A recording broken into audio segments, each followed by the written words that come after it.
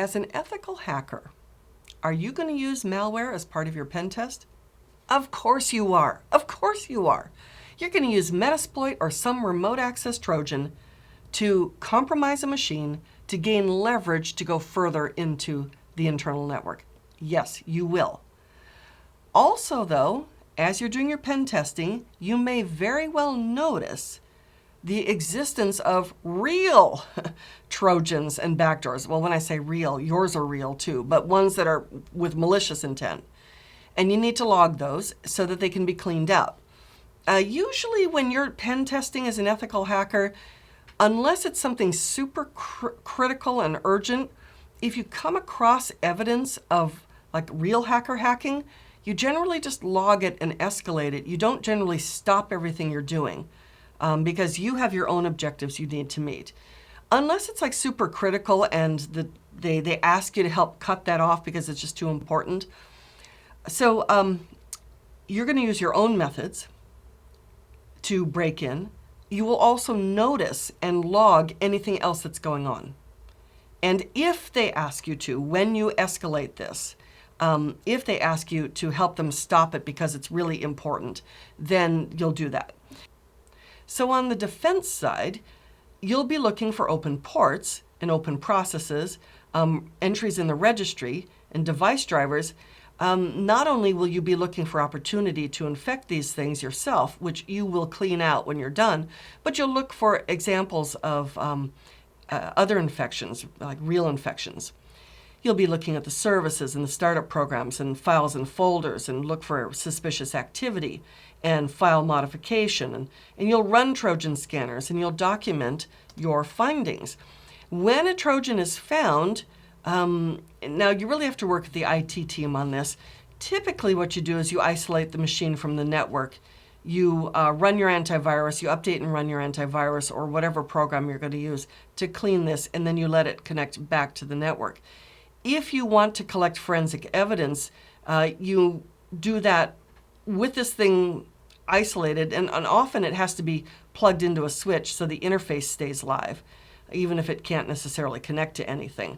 You do all of this before you let this thing back into the production environment. For when you're pen testing and you're actually looking for viruses, you're looking for suspicious behavior. Do they have an antivirus installed and updated, and is scanning enabled? I mean, if scanning is shut off, that's a good possibility that a virus has done that. So you then run this to scan for registry changes, service changes, startup programs, the integrity of files and folders changing, and any modification to files. If you do find suspicious activity, you make sure the system is isolated, you run your antivirus in some kind of safe mode. Some of them have you boot from a separate disk to actually run so that the drive is dead, so there's no interference. You might install a different antivirus program. Just remember that you have to uninstall the other one because they almost always fight, and then they make the machine basically not usable. The performance is so terrible. And you scan, with a different antivirus program, you scan a second time. Usually you do this in reality, not by installing something on a machine, then uninstalling, but you use a different machine and you scan the drive while it's dead, or you scan across the network. When the virus is found, you could, if you had to, format the system with a clean copy of the OS, but that's your last resort. Try to clean it before you just reformat everything. But if you absolutely have to, then you reformat. And of course, you document your findings. So let's review what we know. Malware is malicious software. It will disable or damage a system. A Trojan is a program that hides its malicious code inside something that seems to be normal. A Trojan executable is bound to some other kind of executable using a wrapper or a Trojan builder. An exploit or crimeware kit delivers exploits and payloads to a target. Now, is it for good or for bad? Metasploit can be used for either. A virus is a self-replicating program, but it needs to be attached to some other kind of file, whereas a worm is a more advanced type of virus that does not need to be attached to another type of file or another file, I should say.